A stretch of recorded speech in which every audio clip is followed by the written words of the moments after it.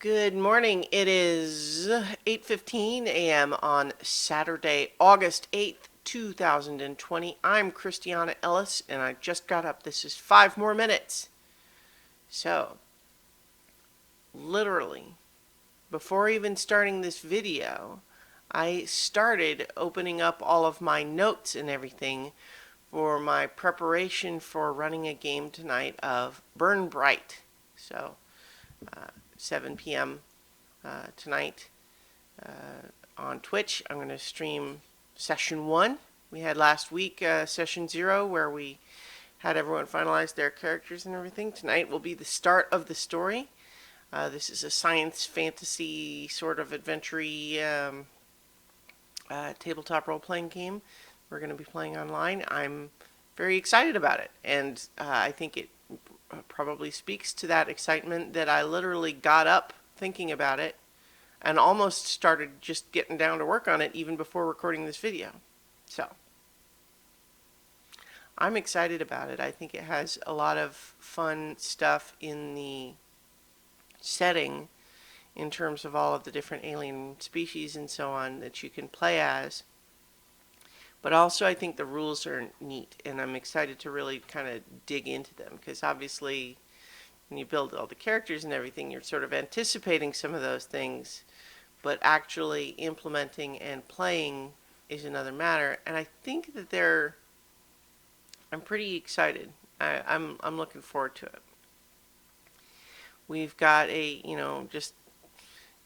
it's the, well, I was going to say can't fail, but it's obviously can fail, but the frequent success mixture of a bunch of different people who become a found family on a spaceship and they fly around doing stuff. I mean, those are fun, right? Yeah, of course they are. So, I'm looking forward to that. And again, I'm having a little bit of trouble focusing on just doing this video and not thinking about the stuff that I want to do to continue prepping for the session.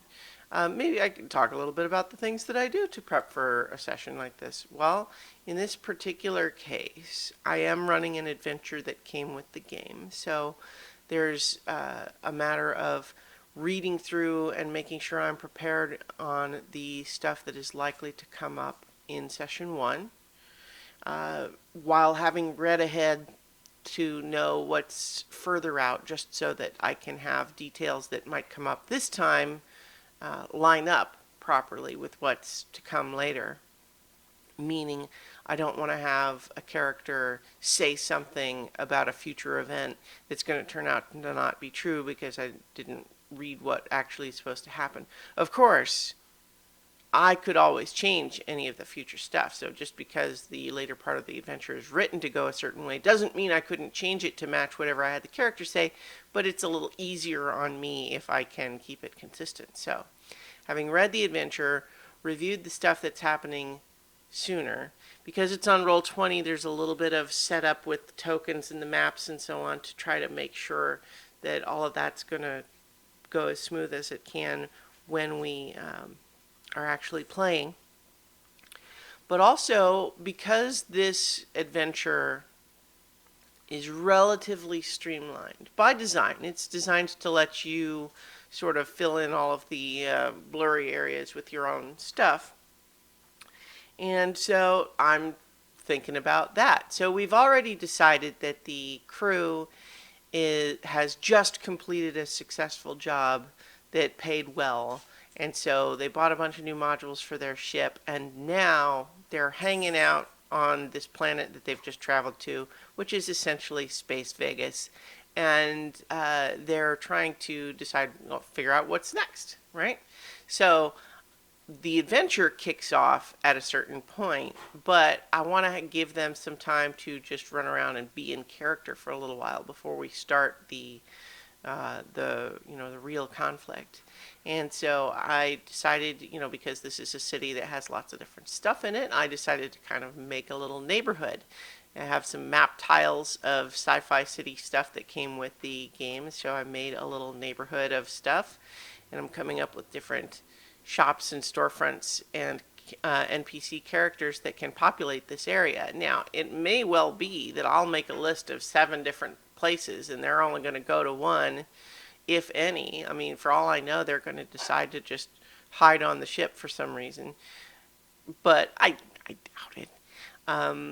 But the point is that I might come up with 7 different shops and NPCs and then have them only interact with one, but that's fine, because if even they just know the others exist, that just means that they might come back at some future time. Or for that matter, if we never even come back to this planet, I could just take that shop and move it somewhere else at a future time. So like nothing's really wasted.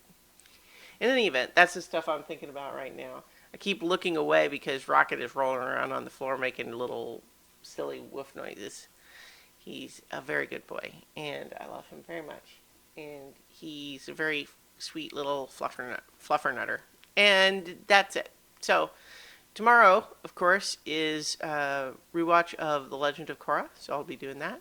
And remember, tonight on Twitch, 7 p.m., we're going to be playing Burn Bright. And so if you want to see these weirdo aliens running around in a sci-fi city and then maybe fighting some cultists or something, yeah, tune in. So in the meantime, I'll talk to you tomorrow for 5 more minutes.